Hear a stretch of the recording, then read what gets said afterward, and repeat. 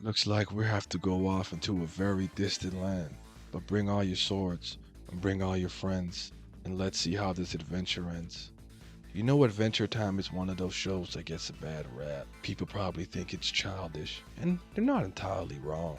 However, I believe Adventure Time is more than just a children's narrative.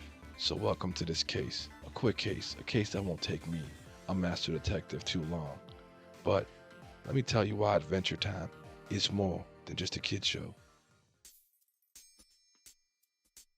Adventure Time was an American cartoon airing on Cartoon Network. It started airing in about 2010, and tons of its staff went off to create their own cartoons inspired by Adventure Time, taking the lessons they learned, skills that they acquired, and creating their own narratives and stories. It's one of those cartoons people write off immediately due to its aesthetics. It looks crazy and childish. Underneath the comedic veil lies a show with a lot of depth, complex characters, a compelling plot, and life teaching moments. Adventure Time is, in fact, more than just a kids' show.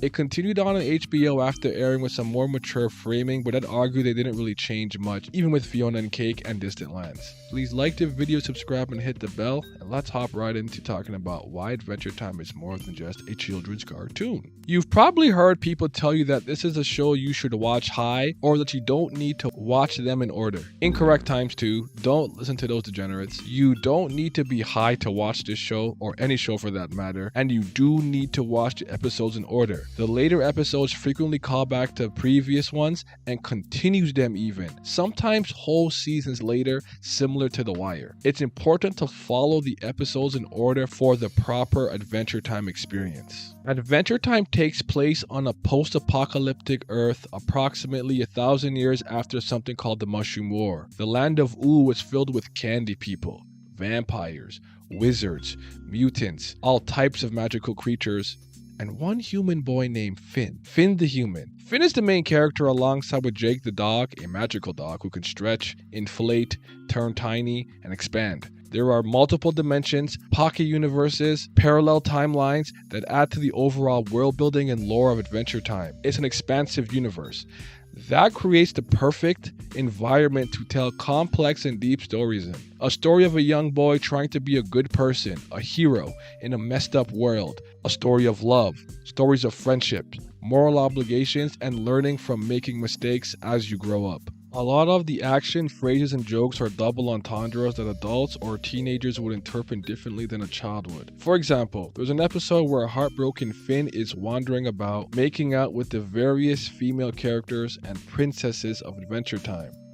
They're just harmless kissing, a smooch here and there, but in actuality, it's a metaphor for having tons of rebound sex after a relationship ends, when somebody is heartbroken and they just kind of run through a bunch of people. Or when Finn had dreams of Flame Princess burning him, and when he awoke, he felt really, really good, suggesting that not only was he a masochist, but that Finn was having a wet dream. There are tons of more mature themes hidden within this tune. Without spoiling too much, there are some pretty relatable subplots that happen in this cartoon. Like Finn, in a sense, being an orphan and never really knowing his real parents, dealing with that. But what needs to be mentioned is the show's craziest character, Ice King.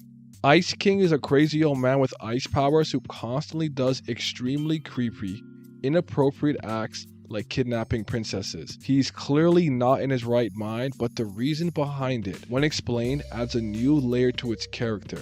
Simon Petrikov, Ice King, was studying a mystical crown which he would occasionally wear. It would give him supernatural abilities, but slowly it would eat away at its sanity. And after mostly deciding to stop with his studies, the Mushroom War happened. It started. In order to protect a little girl, he would don the crown again. With his prowess over ice, he would be able to protect this little girl, and the crown would teach him the secrets of ice and snow, helping him to survive the war and her to survive the war. A lot of these characters have these well fleshed out character arcs that add depth and meaning to their thematic roles, and then you start to see them as more multifaceted. Adventure Time's impressive characters, great universe, and plot are superb, but what's really impressive are the various life lessons they impart. The big picture takeaway. They are usually presented through the bromance between Finn and Jake. Dude, sucking at something is the first step towards being sort of good at something. meaning not everyone is a born prodigy, and most people who are good at something put in the time and effort to become great at it.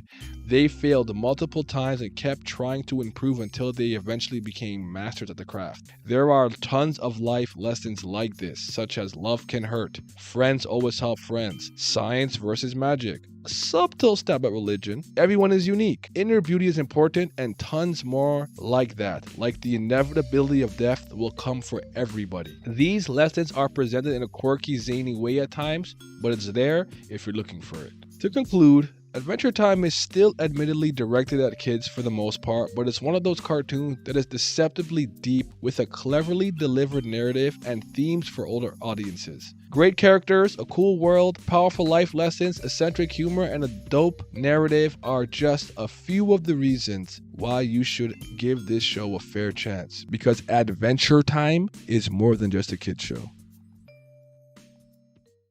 And there you have it. I want to give a shout out to my favorite character, Marceline, the Vampire Queen. I didn't get to talk about her much in this.